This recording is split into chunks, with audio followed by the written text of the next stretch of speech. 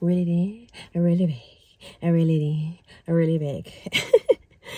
What's up, everyone? Welcome back to my channel. It is your girl Briefree is me. If you're new to my channel, hey, if you are already a subscriber, hey friend. As you know, it's never too late to be a part of this community. You just have to hit the like and subscribe button down below, okay? Don't be afraid to send this channel over to someone that you know might definitely need it, because you know, on my channel, on this platform, I discuss self-care, self-love, wellness, how to get back centered to your true and authentic selves. And I offer a lot of tips on how to get to the point of healing while you are on a journey, okay, of self-discovery and self-reflection. But anyhow, today I want to get into the topic. Y'all ready? Because I have been thinking about this a lot lately. And I know this is a different setting, a different environment. I'm currently in my car, no makeup on. I have a ton of errands to run. And honestly, I did not want to put on any makeup because one of those errands involves me getting a massage. And since we all know, massages involve your face being smushed into a massage bed, it doesn't work well when you have makeup on, okay? But anywho, to get into the topic today, all right, I want to talk about how to be present in the present, okay, and how to practice the attitude of gratitude. Now, y'all, I am big on casting a vision, okay? What I see for myself. I think about the big house. I think about the husband. I think about the picket fence and the dog and, you know, all the stuff that I want in my life. But a voice that has been very clear to me, okay, has been one of how to be present in the present and what to do in that waiting season and waiting period, okay? Because this season is more vital than the next. What you do with where you currently are will determine how everything else either attracts itself to you or how you yourself are able to obtain those things. Because I just want to say this, you know, getting those things does not mean that you will be happier. That's the honest truth. Getting those things, the house, the dog, and all that stuff, does not mean you'll be happier. It's what are you currently doing with where you are now? Because I think that once you obtain those things, as it has been said in the Bible, okay, so much who's given, much is also required, okay? Those things do come with a little bit more maintenance. So I think a lot of times I've thrown out the idea of I want to heal so that way my future kids don't have to suffer from a bad mom, or I want to heal so that way I can attract the spouse of my dreams, okay? I want to get this big house because I'm thinking about filling it with kids and all type of stuff. And yo, I am 34 years old. I ain't got none of that. None of that. And it is actually okay that I don't have it, because I am just like, well, what am I doing with what I have now? You know, have I really worked on my finances, you know, and have I done the necessary work so that when I do get those things, I am slightly in order? And an honest answer is no. And a lot of times I think that we do the work to get those things instead of just saying I should do the work just for self. Because at the end of the day, you have to sit with you. You're the one living in that vessel, and you have to do the healing, and you have to be on that journey for self primarily before you can incorporate someone else or something else into your space. Honest truth.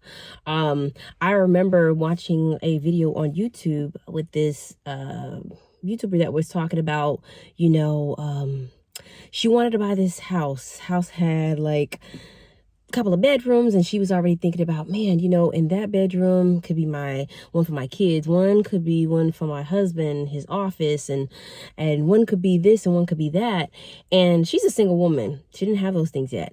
And I think she had to sit down with a realtor, and they had said, okay, well, you don't have those things now, so this is what's what it's going to cost you if you get this big house with all these rooms.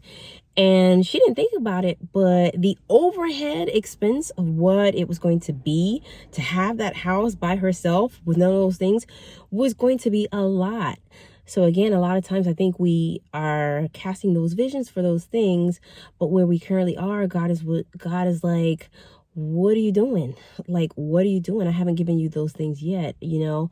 And of course, I believe that he wants us to have an abundant and fruit-filled life, but he won't give you something that he know you're not able to handle. Just letting you know. Just letting you know. So yes, and also thinking about the attitude of gratitude and where you currently are. Sorry, before that video rudely cut me off. But speaking on gratitude, okay, the attitude of gratitude and where you are right now.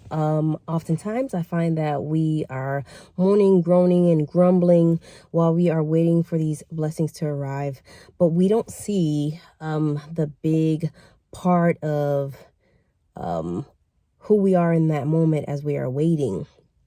Because a lot of times we wait and we have this spirit of anxiousness. We have the spirit of desperation. We still have a spirit of confusion. We have like all these things in the midst of the waiting. Instead of clearing those things out and being decisive and honest with ourselves about what it is that we want. Because I think to wait for something in frustration means that you're really not ready or haven't done the work to get what it is that you're trying to obtain. So I tend to be very grateful for where I currently am. Whether something goes good or it goes bad, I really try to be as conscious about practicing the attitude of gratitude. Do I get frustrated at times? Yes. But then I always say, what is the lesson that I'm supposed to learn about myself in this season of, or in this moment of being frustrated? Because it is not always, it is just not always the wait itself. It is, what am I missing? Like, what am I truly missing?